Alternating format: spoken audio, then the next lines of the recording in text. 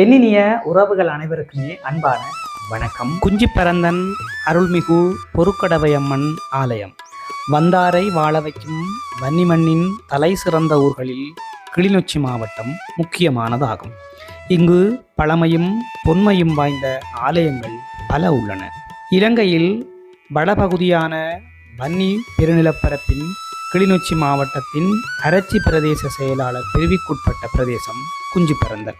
இந்த குஞ்சிப்பரந்தன் கிராமத்தின் பொருட்கடவை எனும் இடத்தில் அமைந்துள்ளதுதான் இந்த பொருட்கடவை அம்மன் கோயில். இந்த ஆலயத்தின் மூலமூர்த்தியாக அம்மன் எழுந்தருளி உள்ளார்.